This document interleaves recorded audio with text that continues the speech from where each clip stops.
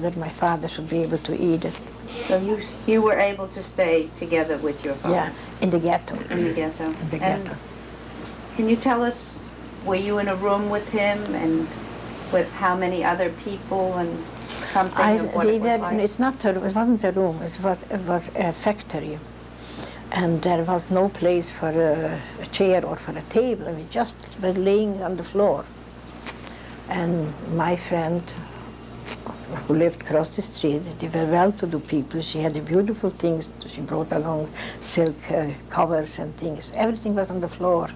And then it became already very filthy. You know, we didn't have how to change, nothing, and nothing to cook. We helped each other with what we were able to. No dishes, no pots, nothing. So it was How did you get food? No food. So It was something we took along, and we managed each other, we helped each other, and we were starving. how long were you there? A few weeks. A few weeks. And then they took us to Auschwitz in cattle train. In cattle trains. And How did you find out that you would be deported? Through my brother, he told us the stories, to the brother. So you knew where you were going? Yeah, no, we didn't know where. We just knew that it's not good when they're taking us, it can be good. So we arrived. Did you get a letter that you were No to, letter, or no. they picked you off the They street? didn't do anything officially. No. They did it everything on their own. Yeah. So we went to Auschwitz in the kettles. No food, no water, squashed, hundreds of people in one wagon. You were with your family still? Yeah. And they came always to check who. They had a list who was reached from home. So they bothered those people, they were hitting them, and they were looking for leather gloves, for things like expensive things, and they were hitting them. This is in the cattle train when they took us to Auschwitz. Before Taking us to Auschwitz. In the cattle cars themselves, they would come by? Yeah, the they Gestapo came, would and come by? on every station somebody else came up and bleeding, and but no food and no water, nothing. I don't know how we survived. Do you have any idea how long you were on the train? I can't remember. Just days or nights? I went through so much that time, so it's impossible to remember. So anyway, we arrived a day before Erev Shavuos, you know, 2 days before Shavuos. We were laying separated, of course. Yeah, my mother was sick, and she didn't want to get off from the wagon, from the train. So she was the last on the train.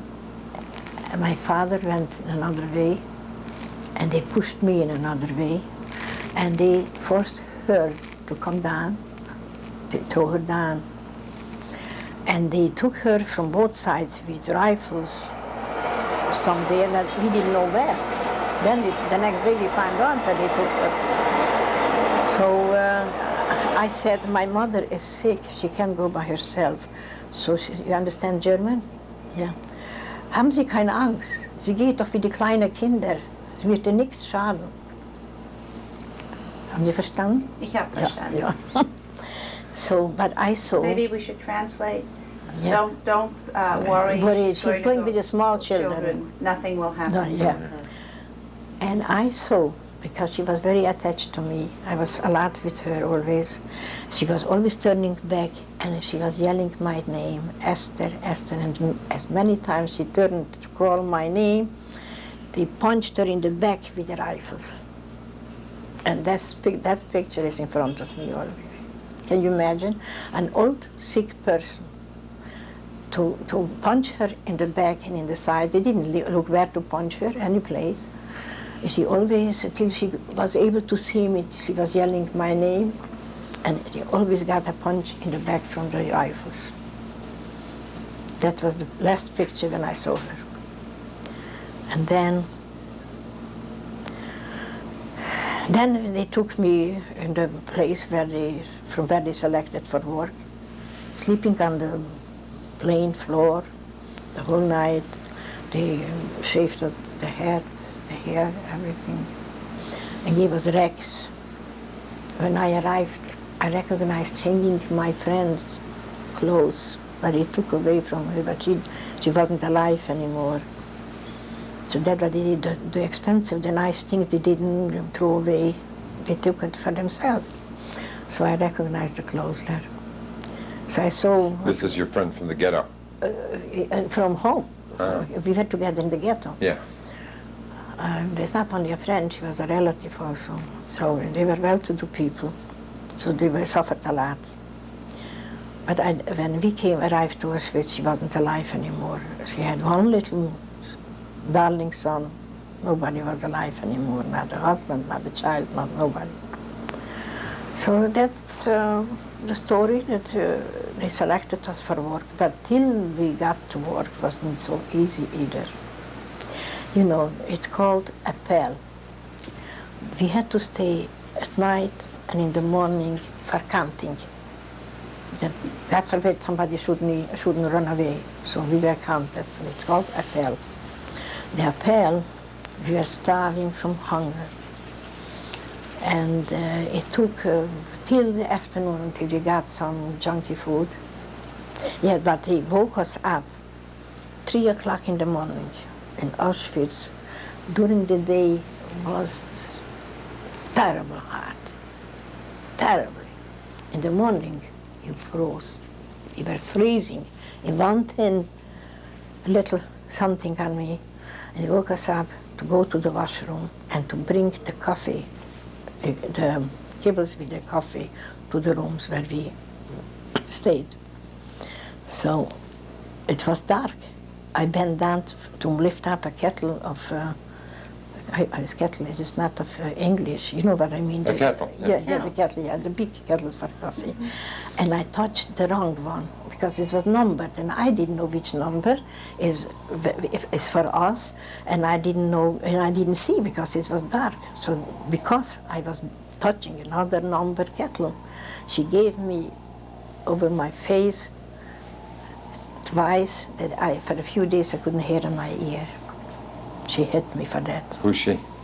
The Oberchef, the head of the German, a woman. She got caught. She did a lot of bad things, but she was hanged in Russia. You're talking about Helga, or? Yeah, after the war. After the war, they gave her out because she did terrible things. So, so that went on day by day. They counted us in the morning and at night. What kind of work did you do? A munition factory. I was lifting 40-pound munition. 40-pound munition, the boxes, you know, with pulver. And